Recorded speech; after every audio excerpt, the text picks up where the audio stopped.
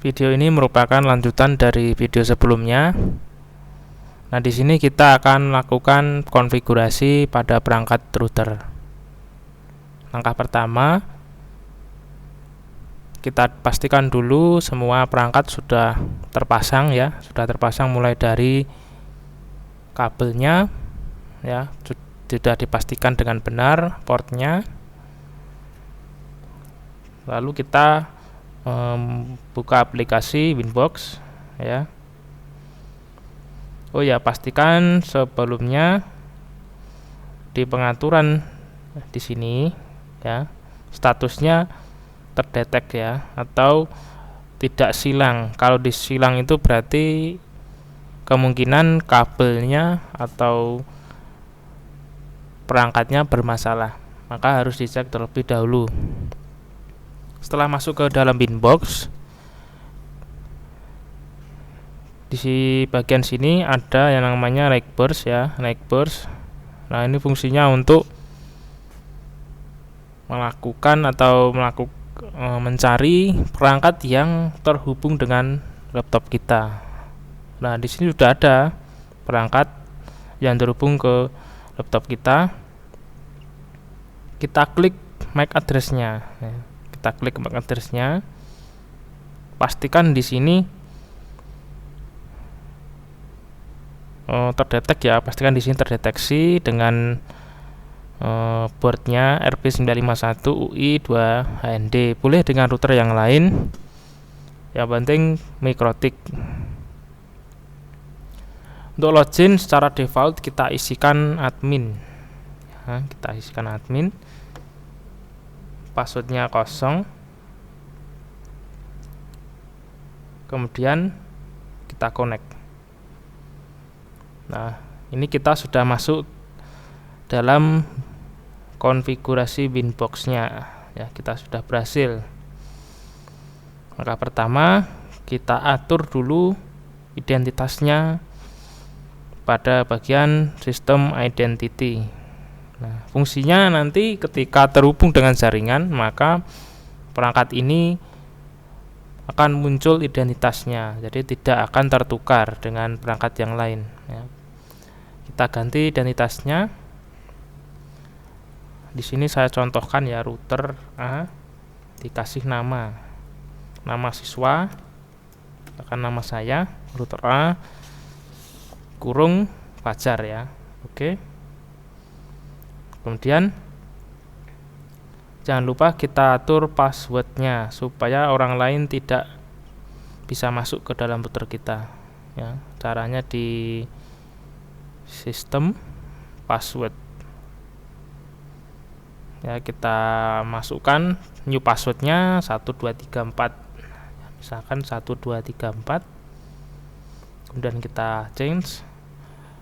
Kita coba masuk lagi dengan password yang sudah kita buat 1234 ya. Pastikan di sini sama ya, MAC address yang diklik dengan connect to-nya sama. Kita connect. Oke, berhasil. Nah, selanjutnya kita atur konfigurasi IP-nya ya. Untuk di soalnya sudah dibagi untuk IP-nya, namun di sini kita akan melakukan konfigurasinya sesuai yang sudah dibagikan ya. Di sini contoh saya sudah membagi IP address per siswa ya, sebanyak 93 siswa ya. Ini saya contohkan dengan Mas Aga ya. Kita contohkan dengan nomor urut 1 Mas Aga, IP-nya sekian. Kita coba config alamat IP di router A yang menuju ke internet ya. Jadi yang menuju ke internet,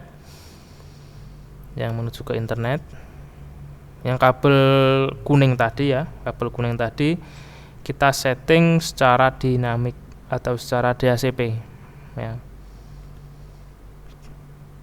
Untuk soalnya memang disuruh melakukan konfigurasi DHCP ya. Untuk router B-nya kita statik. Untuk router A kita setting DHCP. Oke, langsung saja masuk ke dalam IP ya. Menu IP ini ada banyak sekali ya untuk pengaturan alamatnya. Ada ARP, accounting, addresses. Nah, kita pilih yang addresses. Kita masukkan IP untuk ke laptop kita ya, atau ke komputer kita. Nah, di sini IP-nya sudah kita tentukan ya di sini. Alamat IP router A. Ini 250X. Nah, X ini adalah nomor urut ya. Nomor urut, X adalah nomor urut. Kita masukkan IP-nya 250.1.1/28. Nah, /28 ini merupakan subnet masknya. Artinya setiap satu network ini ya, kita ada sekitar 16 IP ya, dan 14 host yang dapat digunakan untuk klien, termasuk gateway-nya. Nanti gateway-nya adalah 250.1.1. Kemudian kita arahkan ke laptop kita ya, ke Ether 2. Oke, kita berhasil. Selanjutnya kita setting ya, langsung kita setting saja.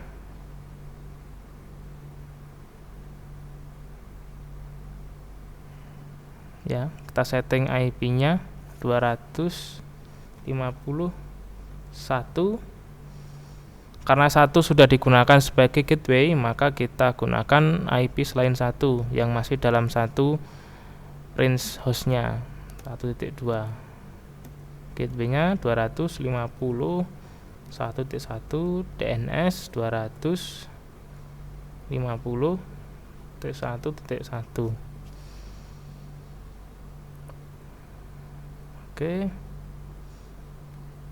Nah, berhasil ya. Kalau muncul network seperti ini, artinya sudah berhasil. Langkah selanjutnya kita setting yang menuju ke internet ya. Yang tadi kita lakukan adalah konfigurasi yang ke komputer ya di sini. Selanjutnya kita akan konfigurasi yang dari router ke internet ya. Kita lakukan secara otomatis atau secara DHCP. Sama masuk di IP DHCP client. Kemudian kita tambahkan, muncul new DHCP client. Untuk interface kita arahkan ke interface yang ke internet Ether 1. Kemudian kita apply. Nantinya router akan request dan statusnya adalah bound, artinya berhasil, dengan waktu expirednya 10 menit. Setelah 10 menit maka IP tersebut akan ganti sendiri ya, atau melakukan renew sendiri. Nah, pastikan di sini statusnya adalah D ya, flagnya dinamik. Kemudian kita cek juga di DNS, dynamic servernya sudah terisi. Jangan lupa di sini allow remote requestnya kita centang. Kita bisa menambahkan di sini DNS-nya 88.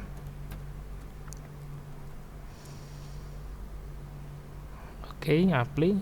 Kita cek juga di bagian routes. Ya.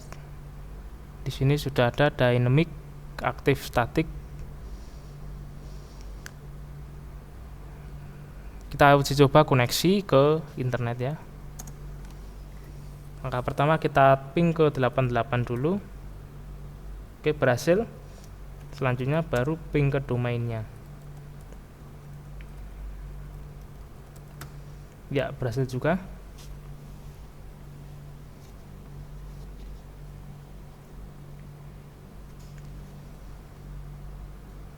Nah, selanjutnya kita akan konfigurasi routingnya ya. Dari router A ke router B kita gunakan dynamic routing OSPF. Ya, konfigurasi pada routernya dynamic routing router A ke router B dan sebaliknya kita gunakan OSPF. Ya, kita klik routing OSPF. Kita masuk ke networks. Kita tambahkan networknya. Nah, di sini networknya ini adalah network yang ada di router kita, ya. Jadi dari network Ether 1 maupun Ether 2, ya. Kita masukkan semua. Cara mengeceknya di sini IP address kita masukkan, ya, sesuai ini.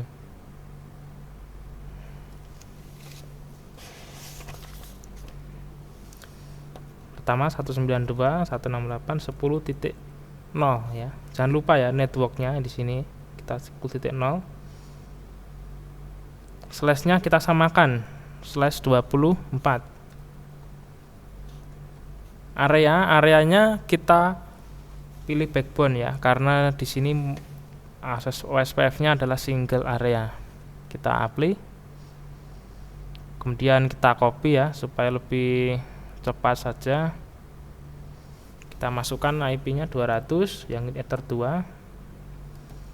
IP network, ya, jangan lupa IP network. Slashnya kita samakan. Oke. Nah, ini sudah, ya. Nanti akan otomatis mencari, ya. Interface-nya akan melakukan dynamic routing. Oke, selanjutnya jangan lupa kita gunakan firewall, ya, supaya kliennya bisa mengakses internet. IP firewall, masuk ke NAT, Network Address Translation, fungsinya untuk mengubah IP private menjadi public, ya, supaya klien di belakang router atau di bawah router itu bisa melakukan internet. Kita tambahkan, ya, chainnya SRC NAT, source NAT. Dan yang harus diperhatikan di sini in interface kita arahkan ke Ether 1, ya, ke Ether 1. Maksud saya out interface, ya, out interface-nya kita arahkan ke interface yang ke internet. Excel-nya kita masuk ke WRAD, apply, oke. Nah, sekarang kita lakukan pengujian, ya, pengujian dari klien atau dari laptop kita yang terhubung dengan router A menggunakan command prompt. Kita tes dulu ipconfig.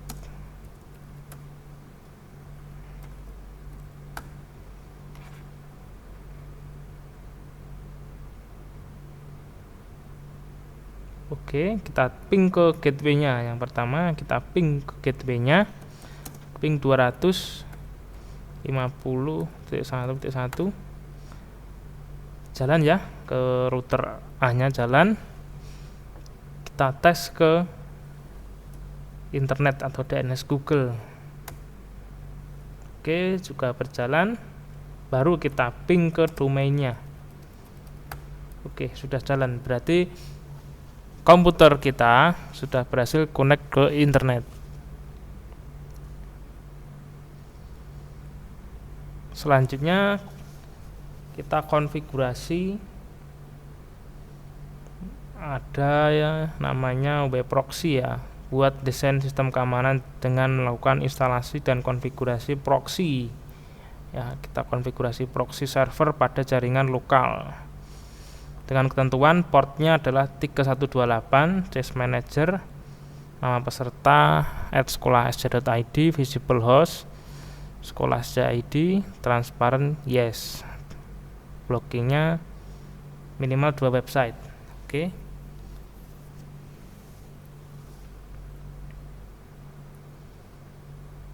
Kita masuk ke Winbox lagi, ya.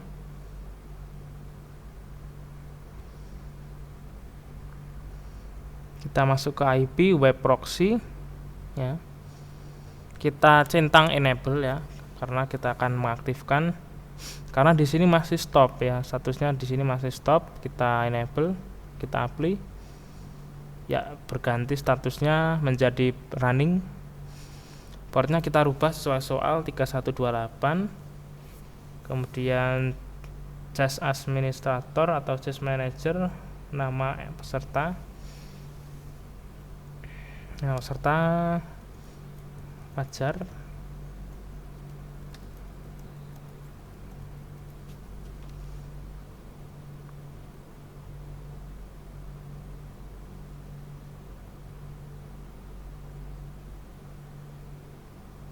Kemudian kita apply.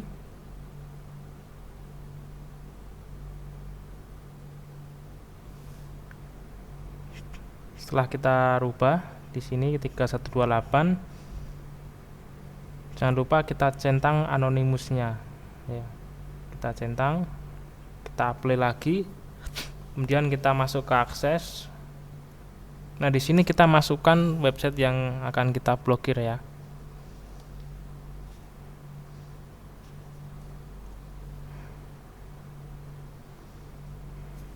Contoh di sini kita blokir situs linuxor.id.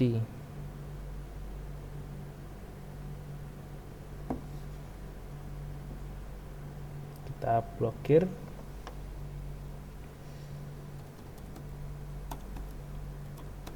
Ya, kita masukkan linux.or.id, actionnya kita deny atau kita tolak ya. Kita deny. Kita copy lagi, kita tambahkan situs yang kedua ya. Kita tambahkan situs ftp.fssudo.co ya. Ini situs ya, enggak tahu lah ya situsnya, yang penting kita masukkan aja blokir. Nah, untuk web proxy ini kita hanya bisa memblokir situs atau website HTTP ya, bukan HTTPS. Setelah kita melakukan konfigurasi di web proxy-nya, kita tambahkan dstnet ya, supaya nanti dari pengguna ketika mengakses situs yang sudah kita tambahkan di web proxy, maka akan di redirect melalui dstnet ini ya. Kita tambahkan actionnya atau chainnya dstnet protokol TCP, destination port kita isi portnya yaitu port 80. Kita isikan port 80. Kemudian in interface ya, di sini adalah interface yang digunakan untuk diblokir ya. Jadi interface yang diblokir situsnya. Misalkan ini kita arahkan ke Ether 2 ya. Ini kan artinya Ether 2 itu yang menuju ke laptop. Maka dari itu laptop kita ketika mengakses situs yang sudah kita tambahkan tadi, maka tidak bisa atau diblokir ya. Actionnya kita redirect ke port web proxy. Kita apply ya. Oke. Kita bisa lakukan pengujian ya.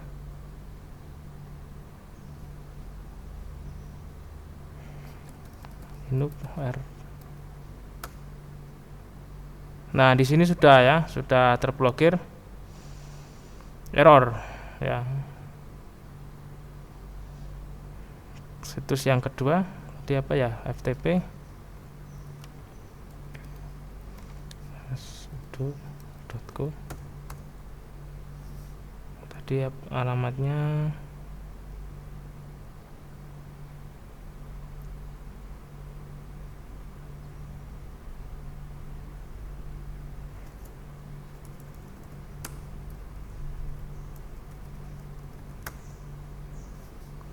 nggak bisa ya. FTP ya tadi, FTP.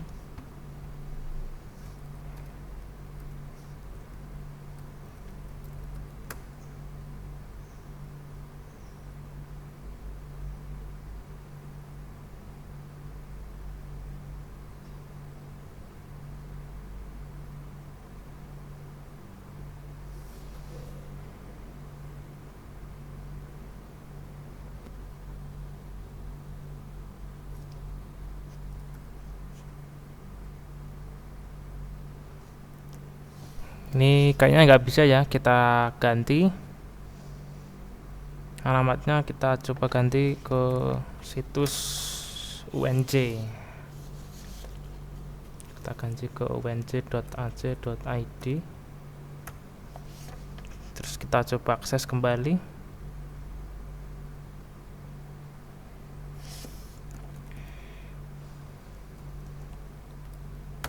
Nah, ini berhasil ya, untuk web proxy-nya berhasil, 2 situs. Ditandai di bagian kanan hits-nya muncul ya. Satu, ini artinya ini situs ini sudah diakses 1 kali ya.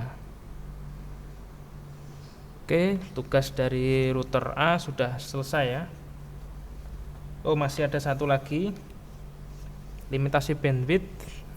Kita masuk ke queue ya. Queue ini merupakan fitur MikroTik untuk melimitasi lebar data atau bandwidth. Kemudian kita arahkan ke simple queue, kita tambahkan, kita isi namanya misalkan limitasi untuk LAN. Targetnya kita bisa masukkan alamat IP networknya, bisa langsung ke interface-nya bebas. Contoh kita kasih ke networknya ya. Networknya ini yang dimaksud itu di sini. Kita copy aja, nggak apa. Kita copy.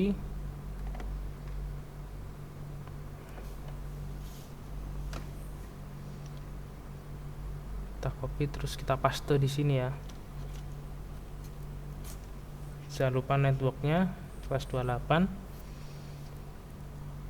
Di soalnya kita disuruh melimit sebesar 64 kilobyte kalau nggak salah ya, 64 kilobyte.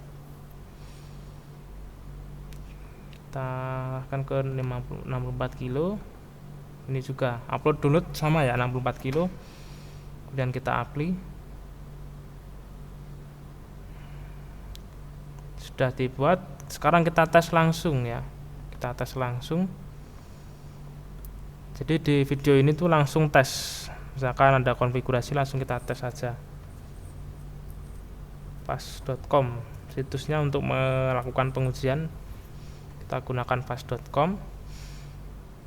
Nah, ketika loadingnya lama seperti ini kita bisa lihat di bagian statistik ya. Nah, perhatikan di sini sudah berwarna merah, artinya bandwidth yang sudah digunakan itu sudah penuh ya. Kita lihat di bagian traffic.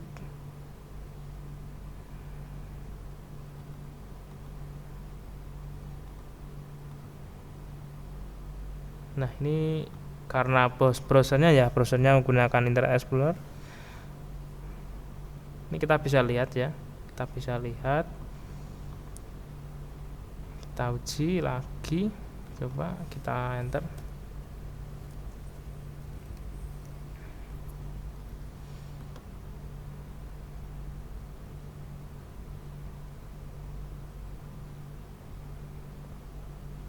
Nah, ini trafficnya berjalan. Berarti sudah ya, kini sudah berhasil. Atau enggak kita akses YouTube ya, yang trafficnya lumayan gede.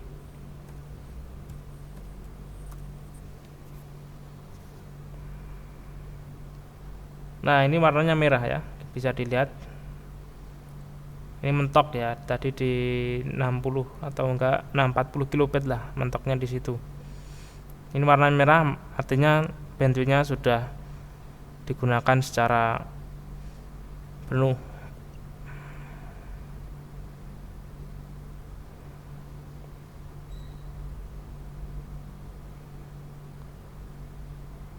Nah, ini karena browsernya Internet Explorer maka tidak bisa digunakan ya. Oke, berarti tugas di router A sudah berhasil. Kita mulai dari IP tadi sudah, kemudian routing, nanti routingnya kita tunggu router B nya sudah jalan ya, jadi kita bisa uji koneksi pada masing-masing kliennya. Oke, kita lanjut di video selanjutnya untuk konfigurasi router B.